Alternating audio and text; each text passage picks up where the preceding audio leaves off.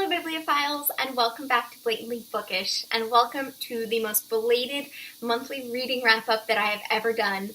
This is the middle of March when this is probably going to come out, and if you'd like to hear about why this monthly wrap-up is so very late, feel free to watch my Paper Crane Conversations, the most recent video I posted. It explains what's going on in my life lately and why this is such a delayed wrap-up for me. But right now, I'd like to just talk about the books. February was an interesting reading month for me. I have a very wide variety of genres to talk about today, and I've managed to read two works that are relevant to Black History Month, as February is Black History Month in the US. And almost all of these books are not in my possession anymore because they have been returned to the library. But don't worry, I'll put pictures up on the screen for you as always. The first book I'd like to talk about is Shirley Jackson, A Rather Haunted Life by Ruth Franklin. I listened to this on audiobook during my commute to work in February. I always forget to tell you about the audiobook that I'm reading on the way to work, or rather listening to on the way to work, but I always have one audiobook going, and this particular book is a biography of Shirley Jackson's life and works. Shirley Jackson is a fairly popular author on BookTube, but relatively underrated in the literary canon. Franklin places Jackson in the context of Gothic authors like Poe and Hawthorne, and how she focuses on a unique brand of domestic horror, where the house becomes a feminine prison, and oftentimes the identity of the female characters is bound up in the presentation of physical houses and domesticity. I found this really wonderful quote from The New Yorker about Shirley's domestic Gothic or domestic horror. Her stories take the figure of the imprisoned madwoman as found in Charlotte Perkins Gilman's The Yellow Wallpaper or Charlotte Bronte's Jane Eyre and make her the warden of her own jail. This biography really explores the tension between Shirley Jackson, the talented creative writer, and Mrs. Shirley Hyman, the mother of four and the wife of critic and academic Stanley Edgar Hyman. The biography also chronicles Jackson's struggles with mental illness and eventual agoraphobia. This is a beautifully researched and well put together biography, and it made me want to read all of Shirley Jackson's work. But be warned, it does discuss most of her works in great detail and includes spoilers of many of the endings. This really didn't bother me because I probably won't remember the endings by the time I get around to the books, but you've now officially been warned of spoilers. The next book I want to briefly mention is Mort by Terry Pratchett. If you've been watching my videos this year so far, you know that I've been diving headfirst into the Discworld series. This book is the first in the Death sub-series of Discworld. In this one, Death takes an apprentice named Mort. The position is everything Mort thought he'd ever wanted until he discovers that this perfect job can be a killer on his love life. This book, like all of the Discworld books so far, was whimsical, hysterical, and engaging, but I found Death to be an utterly fascinating character. This book in many ways explores his humanity, or lack of humanity. He is an anthropomorphized version of Death. He looks like the Grim Reaper, but he has this personality and an adopted daughter. He likes cats and he likes curry, even though he doesn't need to eat. I think this book is only the first of many that explore this interesting character, and I cannot wait to read more about him. That being said, I am probably going to be taking the month of March off from Discworld books because I do want to get to some other things that I've been putting on hold. Next, I'd like to discuss the two books this month that I read by African-American authors, and those were The Underground Railroad by Colson Whitehead and Citizen, an American Lyric by Claudia Rankine. Citizen has been getting some attention on BookTube lately. I think I saw it talked about both on Bree Hill's channel and Jean from Jean's Bookish Thoughts' channel. This book is definitely a genre-bending sort of book. I've heard it described as poetry, mixed media, criticism even, but as the title might suggest, it's a lyric, interspersed with images and artwork to bolster the text. This has parts that are very personal and directed right at the reader, with the second person you used liberally. As the reader, you feel the weight of all of the racism and microaggressions being described and hurled right at you. I could have read this book in one sitting since it is so short, but I really couldn't because microaggression after microaggression had started to overwhelm me. And that, of course, is the point of a work like this. As the reader, no matter my skin color, I can put down the book if I'd like to. But African Americans who live these microaggressions do not have that privilege to simply take a break. This book discusses everything from Hurricane Katrina to the deaths of Trayvon Martin and James Craig Anderson, Serena Williams' battle with bad tennis calls, which lost her matches in both 2004 and 2009, the Jana 6, and many other racially charged aspects of American recent events. I'd like to leave you with 2 quotes that I took away from this work. Perhaps this is how racism feels, no matter the context. Randomly, the rules everyone else gets to play by no longer apply to you. And to call this out by calling out, I swear to God, is to be called insane, crass, crazy, bad sportsmanship. And then I also really want to read this one. Because white men cannot police their imagination, Black men are dying. So then, The Underground Railroad by Colson Whitehead is about Cora and Caesar, 2 slaves in Georgia who decide to run away and head north to freedom. But things don't go as planned and they are hunted on their trek north.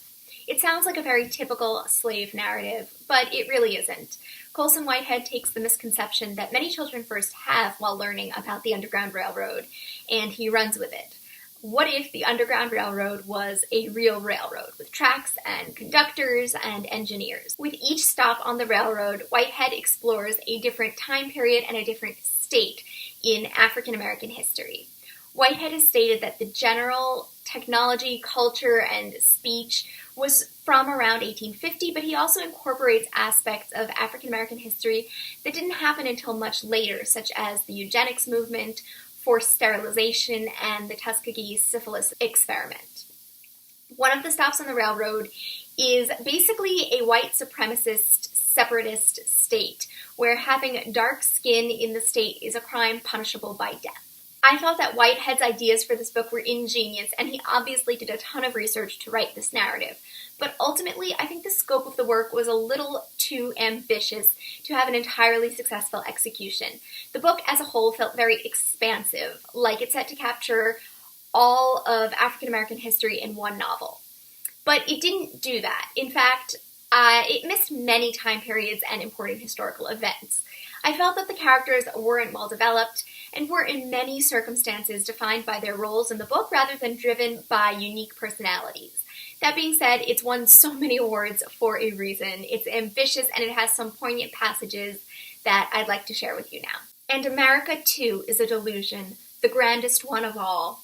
The white race believes with all its heart that it is their right to take the land, to kill Indians, to make war, enslave their brothers. This nation shouldn't exist if there is any justice in the world, for its foundations are murder, theft, and cruelty.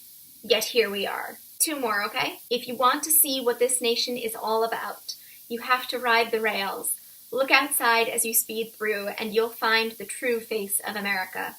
It was a joke then, from the start.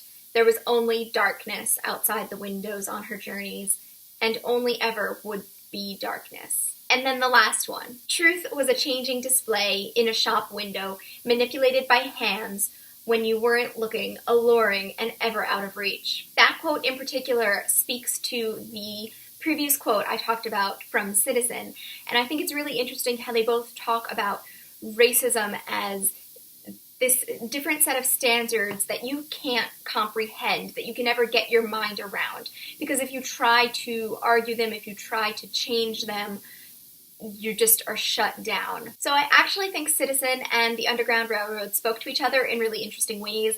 Citizen was obviously much more modern and focused on a lot of very detailed events and detailed microaggressions, whereas the Underground Railroad, of course, was vast in expanse, and it focused on the past a lot more than the present, although there were a lot of hints in the past of arguments that could be made today when you're talking about rehabilitating people with drug addictions and homeless. So both really interesting books if you're interested in race, or just looking to pick something up by African American authors, or just looking to pick up good literature, because I think they are both excellent.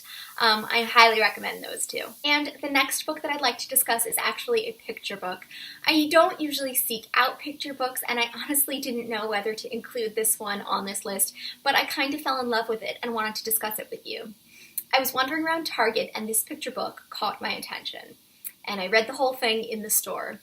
And that book was Malala's Magic Pencil by MalalaYousafzai, illustrated by Kerascoet. This book does a gorgeous job of condensing and reformatting Nobel Peace Prize winner and New York Times best-selling author Malala Yousafzai's story for younger audiences. In the book, Malala wishes for a magic pencil so that she can draw things to make the world a better place. It helps children understand that not everyone has the same privileges that you have, that not everyone goes to school. It shows images of empowered women in hijabs.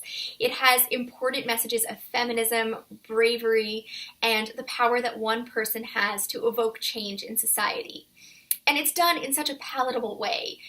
They explain what happens to Malala as the dangerous men tried to silence me, but they failed. So it's quite appropriate for children, and the message is just absolutely beautiful. It's about the power that words have to make a difference, and the power of education and writing. It's beautifully illustrated. It's got elaborate watercolor images and gold leaf designs, and I would highly, highly recommend it for people of all ages. If I had a child, I would get them this book. I'm going to link a YouTube video down below where you can watch the entire book being read slowly, and it has inspiring music and sound effects, and it's pretty great, so you should check it out. And the last book I'd like to talk to you guys about is The Way We Live Now by Anthony Trollope. This was a buddy read with Katie from Books and Things and Amanda Center. I took a break from Trollope's Barsetshire Chronicles series and read this massive and delightful standalone book. I talked about it briefly in my most recent Paper Crane Conversations video, but I'll talk a little bit more about it now. I read most of it in February, but I technically finished it in March. Still, I'm going to talk about it here because it's fresh in my mind right now. This book follows Mr. Melmotte, a very rich and somewhat sketchy financier, and all of the various people who are caught up in his business schemes. It's a crazy world of bribes, vendettas, swindling, gambling, and broken promises of marriage. It discusses themes of class and respectability, money, gender, and marriage, so you know, basically all of the best Victorian themes possible. I absolutely love this book, but I was slightly disappointed in Trollope's writing style. Don't get me wrong, it was beautifully written, but it had far less of that playful wit that I've come to expect in Trollope's writing from reading the Barsetshire Chronicles series. This book has a more serious tone than that series, and it's really adept at weaving the various characters and plot lines together in a quite Dickensian manner. All in all, it's a fantastic Victorian novel and one that I'd highly recommend if you are a Victorian enthusiast or if you aren't put off by very long books, because this one is quite chunky. So those are all the books that I've read in the month of February, and then I guess a little bit in the month of March. I would love to hear if you've heard of these books, if you've read them, if you want to read them, all in the comment section down below, and I'd love to hear about what you've enjoyed reading this month. So I hope you're having a lovely day, happy reading, and I look forward to seeing you in another video soon. Bye!